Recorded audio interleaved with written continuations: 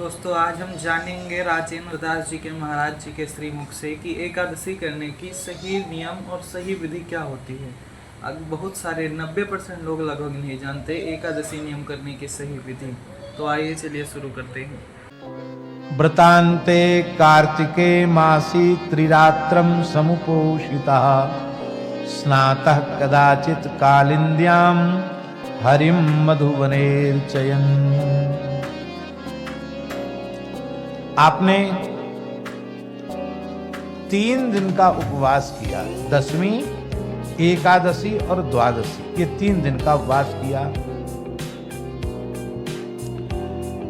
ये त्रिगुणित करके व्रत क्यों किया? तीनों दिन निर्जल रहे, दशमी को भी निर्जल रहे अम्बरीश जी, एकादशी को भी निर्जल रहे और द्वादशी को भी निर्जल रहे। और ये वंजुला महाद्वादशी थी, इसकी चर्चा भी हम करेंगे। वंजुला महाद्वादशी क्या है? तो एकादशी संपूर्ण हो और द्वादशी तिथि आ जाए और द्वादशी में त्रयोदशी भी आ जाए और थोड़ी त्रयोदशी उसमें आ जाए तो उसको वंजुला महाद्वादशी कहते हैं। तो उसका व्रत के पारण का समय दूसरे दिन द्वादशी में ही हो जाना चाहिए। द्वादशी त्रयोदशी एक हो जाए, ऐसा समझिए। अभी हम श्लोक बोलेंगे उसका। और वैसे भी एकादशी का व्रत 3 दिन का व्रत है, हम लोग उसको 1 दिन का व्रत मानते हैं। और हम लोगों का व्रत तो खाना पूर्ति है। कैसी खाना पूर्ति?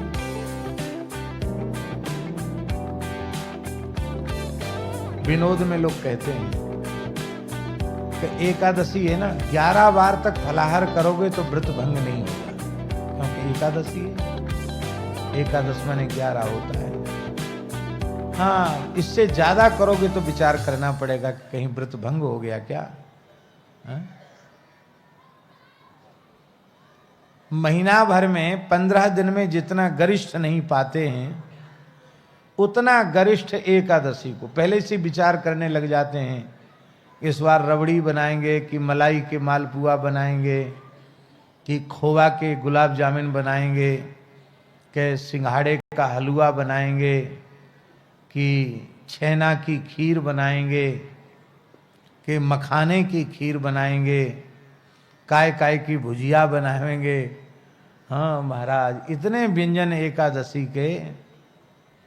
एक पंजाबी भगत था, वो कहता था, गुरुजी ये महिलाएं व्रत क्यों करती हैं? कि क्यों करती?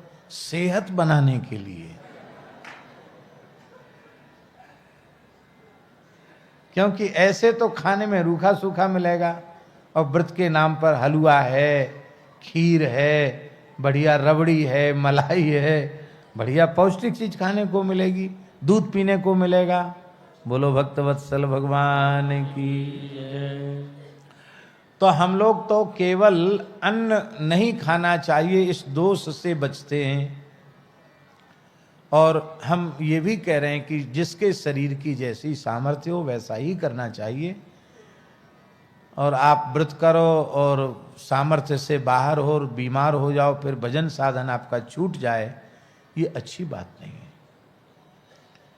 पर एकादशी को एकादशी के जैसा ही करना चाहिए। बहुत अधिक कचरम कूट नहीं खाना चाहिए एकादशी के नाम पर।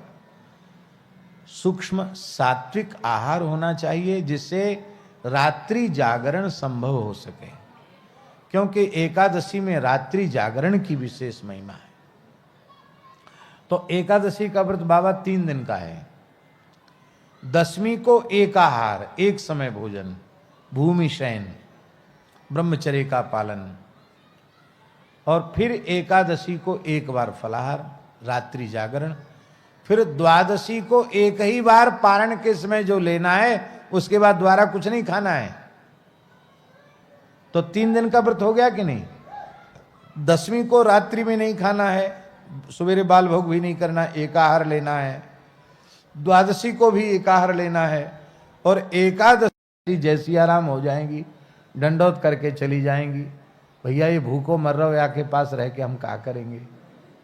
तो हम तो बीमारियों को भी बढ़िया बढ़िया माल खिलाते हैं, तो बीमारी हमको छोड़ के नहीं जाती।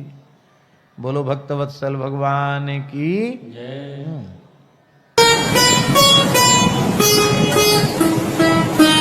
श्री सीताराम प्रतिदिन सत्संग एवं दर्शन के लिए श्री महाराज जी के ऑफिशियल चैनल को जरूर सब्सक्राइब करें।